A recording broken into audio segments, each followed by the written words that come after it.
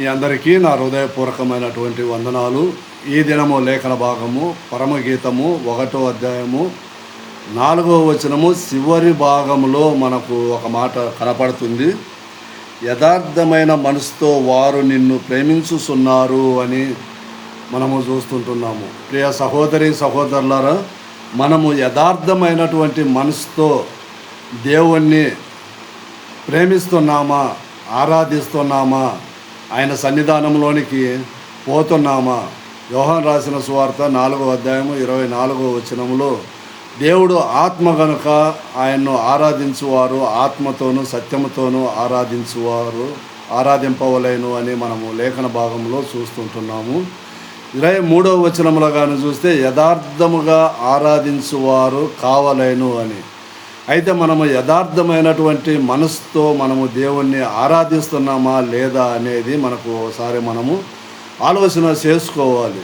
అదే సామెతల గ్రంథము 27వ అధ్యాయము 19వ వచనము 2వ లైన్లో మనము కానీ చూస్తే, ఒకని మనసునకు మరి ఒకని మనస్సు కనపడదు అని.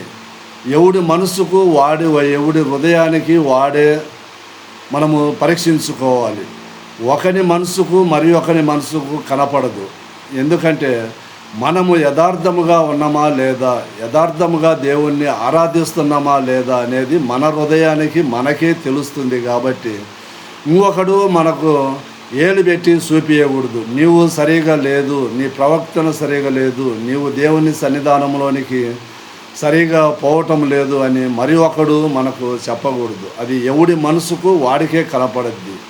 అందుకని ప్రియమైనటువంటి దేవుని బిడ్డలారా, ఇక్కడ మనము చూసినప్పుడు 25 సామెతల గ్రంథము 25వ అధ్యాయము 14వ వచనంలో చూస్తే, కపట మనసుతో దానమిచ్చి డంబములు చేయువాడు అని మనము చూస్తుంటున్నాము. చాలామంది కపట మనసుతో దానమిచ్చి